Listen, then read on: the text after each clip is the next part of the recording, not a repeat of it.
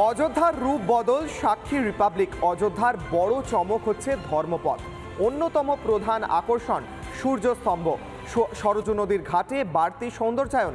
৩৫,০০০ যজ্ঞকুণ্ডের আয়োজন, ২৫,০০০ যজ্ঞকুণ্ডের আয়োজন, ১০,৮০০ স্কোয়ার ফিটের রাম সীতার মূর্তি।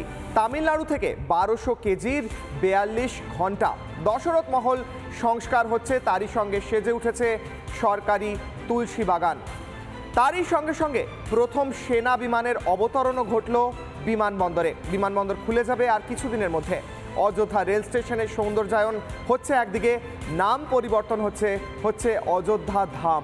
অযোধ্যা জুড়ে পৃথিবীর সমস্ত জায়গার ঘড়ি, বাড়ি, দোকানে মেরামত ও একই সঙ্গে রং হচ্ছে।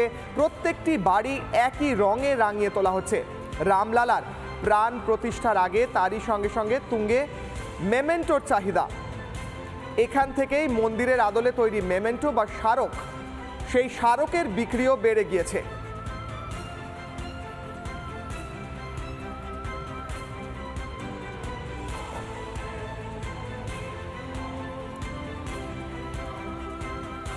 অযোধ্যা প্রবেশের মুখে প্রত্যেক বাড়ি, দোকানের রং, স্থাপত্য সবই একই রূপে নতুন করে সেজে উঠছে। তৈরি হচ্ছে ফুটপাত, বসছে আলোকস্তম্ভ। বাড়ি, দোকানের প্রবেশ পথে জয় শ্রীরাম লেখা ফুটিয়ে তোলা হয়েছে। এছাড়াও আঁকা হচ্ছে স্বস্তিক চিহ্ন, বজরংবলীর ছবি। সেই সমস্ত ছবি উঠে আসছে রিপাবলিক বাংলার পর্দায় এক্সক্লুসিভ। ঘরে বসেই বাংলার মানুষ রিপাবলিক বাংলায় অযোধ্যা দর্শন করছেন। অনুষ্ঠান হচ্ছে একদিকে। 14 বছর বনবাস নয়, শতকের পর শতক রাজনৈতিক বনবাস কাটিয়ে শ্রীরামচন্দ্র অযোধ্যায় ফিরছেন। রামায়ণে আমরা পড়েছিলাম যে 14 বছর বনবাস থেকে ফিরে আসার পর রামচন্দ্র যখন অযোধ্যায় পা রাখেন তখন গোটা অযোধ্যা নগরী সেজে উঠেছিল।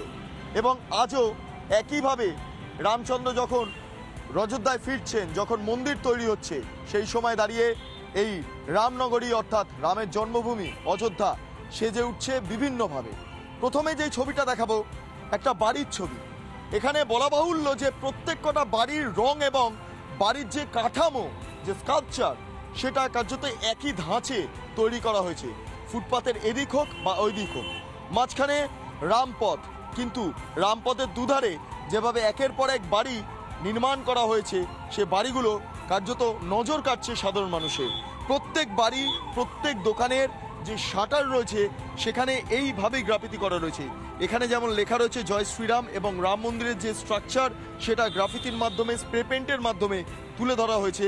ঠিক তার পাশে যে ছবিটা দেখতে পাচ্ছি স্বস্তিক চিহ্ন, এটাও একইভাবে তুলে ধরা হয়েছে দোকানের যে শাটার রয়েছে বা মূল দ্বার সেখানে।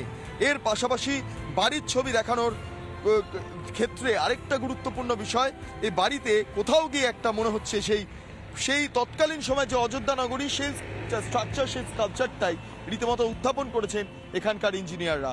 অন্যদিকে এই যে পথটা, তার নাম রামপথ। এই পথ দিয়েই রাম মন্দিরের যাওয়ার রাস্তা, এবং এই পথটায় সম্প্রসারণের কাজ করছে প্রশাসন। এক্ষেত্রে দাঁড়িয়ে বিভিন্ন বাড়িঘর কিছুটা হলেও ভেঙে সেগুলো নতুন করে সারিয়ে তোলা হচ্ছে, সাজিয়ে তোলা হচ্ছে। এর পাশাপাশি বিদ্যুতের কাজ চলছে, ফুটপাত তৈরির কাজ চলছে। আগামী 30 তারিখের মধ্যে এই কাজ সম্পন্ন করতে চায় প্রশাসন। তার কারণ এরপর একের পর এক কর্মসূচি রয়েছে, রেলপথ উদ্বোধন রয়েছে। অন্যদিকে দাঁড়িয়ে রামলালার যে মন্দির, সেই মন্দির উদ্বোধন আগামী 22 তারিখ। তার আগে রামনগরীর যাবতীয় যা কাজকর্ম, সৌন্দর্যায়ন, সমস্তটাই চূড়ান্ত করতে চাইছে প্রশাসন। সেই কারণে রামপথ সম্প্রসারণ থেকে শুরু করে এখানকার বাড়িগুলো নতুনভাবে নির্মাণ করা, গ্রাফিতির মাধ্যমে সুন্দর করে সাজিয়ে তোলা অত্যন্ত গুরুত্বপূর্ণ অধ্যায় এই মুহূর্তে রামরাজ্যের বাসিন্দাদের কাছে। ভিডিও জার্নালিস্ট সঞ্জয় নায়ের সঙ্গে বিট্টু রায় চৌধুরী, রিপাবলিক বাংলা, অযোধ্যা। রামচন্দ্র বনবাসে যাওয়ার আগে সরজু নদী পেরিয়েছিলেন। সেই নদী থেকে একটি শাখা কৃত্রিম পদ্ধতিতে বাঁধানো হয়েছে। 22 তারিখ এখান থেকে জায়ান্ট স্ক্রিনের মাধ্যমে সাধারণ মানুষের উদ্দেশ্যে দেখানো হবে রামের কাহিনী। আমি এই মুহূর্তে সরজু নদীর তীরে রয়েছি।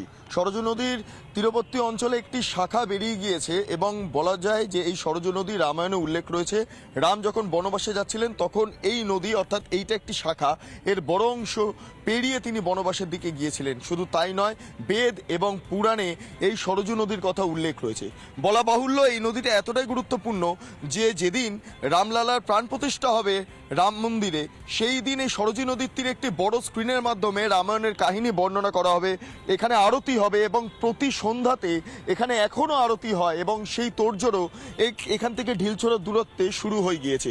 অর্থাৎ বলা যেতে পারে এই সরজু নদী একটা গুরুত্বপূর্ণ ভূমিকা রামায়ণে যেমন পালন করছে, বর্তমানেও, অর্থাৎ যেদিন রামলালার প্রাণ প্রতিষ্ঠা হবে রাম মন্দিরে সেদিনও এই নদীর একটা গুরুত্বপূর্ণ ভূমিকা থাকবে। এবং তার পাশাপাশি প্রচুর মানুষজনের জন্য ঘাট তৈরি করা হয়েছে। এই যে ঘাটে রয়েছে, এটা বাঁধানো ঘাট।